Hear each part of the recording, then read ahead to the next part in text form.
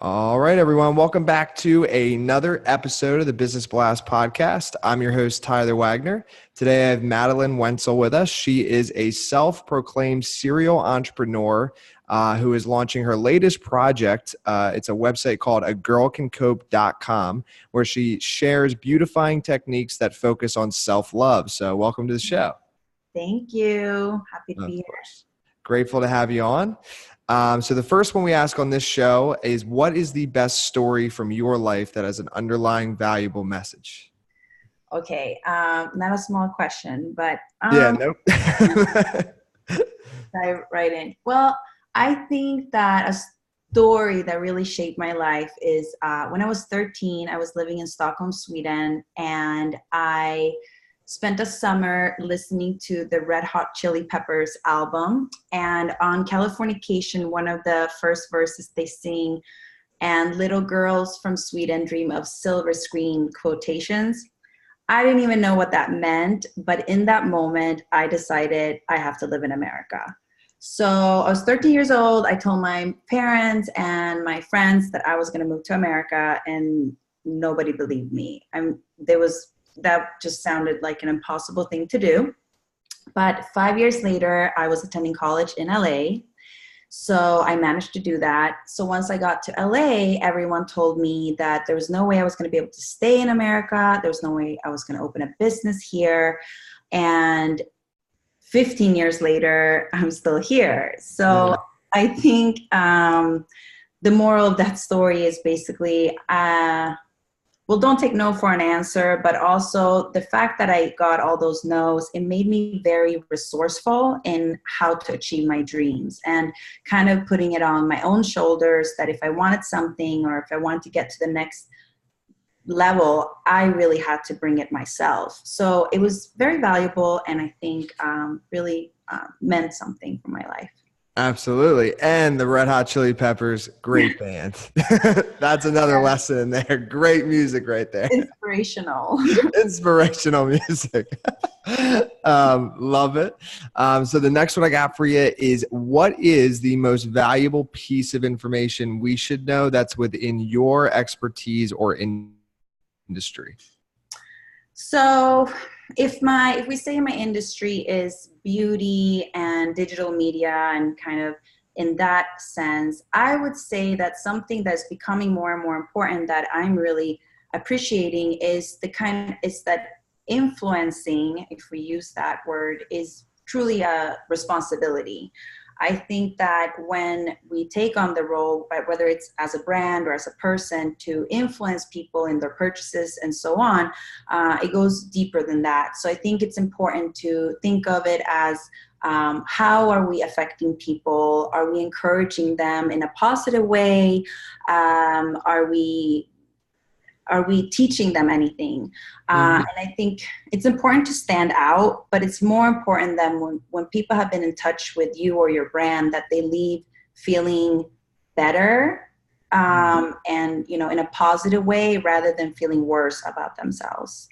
Absolutely. Yeah, couldn't agree more. And then it could tie in, but what's your best piece of overall business advice? So not necessarily industry specific. Start now. Don't procrastinate. Start wherever you are. It's not about having more money, more time. It's just about starting. And then from where you are, the rest you'll figure it out as you go. I think there are no excuses. If you have a great idea, just start. And maybe it won't be a great idea later, but for now, just start. That's what I would say. Yeah, I agree. And I mean, build the plane while you fly it, in a sense, right? That's it's scary, but yeah, absolutely. Oh yeah. A plane without wings, that's scary, man. So next one I got for you. If you could give your younger self one piece of advice, what would that be? To be patient. I think that we all, more now than maybe when I was younger, is we see the highlight reel of everyone's success or, assumed success. And we're very impatient in how to get there, but there is a process. And I think that it's really important to follow that process and have faith that in the end, you will get yours.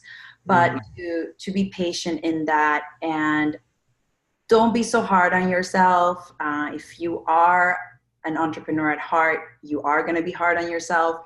Mm-hmm. Beating yourself up really is a waste of time in many ways. And also, I would have told myself that it only gets better, because I think I needed to hear that when I was younger. And so perfect lead way. So the next one, it's kind of going down a different path. In your opinion, what is the key to happiness? I'd say the short answer is gratitude. Mm-hmm. But the longer answer for entrepreneurs that tend to always want the next bigger, better thing and kind of living half in the future, I think balancing dissatisfaction and wanting something better with gratitude, that I think finding that balance is what will bring happiness, because as entrepreneurs, we tend not to just be okay with just being happy with only what we have, because then there's no strive for the next. So I would say finding that balance is important, and being grateful for what you have already achieved, as well as the little things that we don't control, like being able to breathe. That's a good one to have. I love it. Yeah. I think there is a balance. I totally agree. Like being happy with the present moment and what you have, being grateful for it, but at the same time having goals and going after them. A balance. And I agree too, with entrepreneurs, like we can be very tough on ourselves. Just the way it is. So the next one, because I'm sure you've read a good amount of books. What is the best book that you've read, and what's the number one thing you learned from it?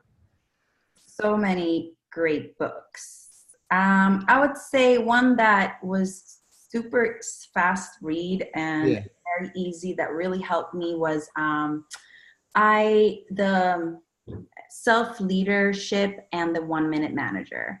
I highly recommend it, especially for entrepreneurs. I have always started businesses since I was a kid. It's what I loved. And then for some reason, some years ago, one of my businesses failed and I took it very hard. So I decided I was never going to start a business ever again.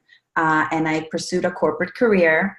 And while grinding away, someone gave me this book as a little wake-up call. And the part that really got to me was about how, well, it was the elephant with the little peg. I'm sure we've heard of it. So a baby elephant is attached with a little peg. And the point of the story is that we tend to, when there's something we don't like, we try to fix it for a short amount of time, and then we just give up. And I think we're very limited by our own beliefs. So that book really opened up my eyes to the fact that I was only limited by my self-doubt, and my business actually was not a failure. I learned a ton from that business. It just wasn't the right business at the right time, and I hadn't thought all the things through, but I learned so much from it. So from that, I quit my corporate job and then started yet another business. So that book was very meaningful for me. Well, I'm glad you started another business, because you're meant to be in the entrepreneurship. I like it. And then what is your favorite quote and why? Never let success get to your head. Never let failure get to your heart. Oh, that's good. I haven't heard that one. Okay. I think it's been said by a lot of people, but I heard it from Beyonce. Well, no, I've heard never let success get to your head, but I've never heard it all together with never let failure get to your heart as well. So together, that's awesome. I like that. Yeah. So thank you for coming on. The last one I got for you, where can our listeners, I know agirlcancope.com, but is there Instagram, or where's the best place to connect with you and stuff? Yeah, Instagram is great. I love talking to people on Instagram. So Instagram is A Girl Can Cope as well. You can just drop a line, send me a DM, or there's also all the other ways of contacting me through there. So that's a good one. Perfect. Thanks again for coming on. Thank you.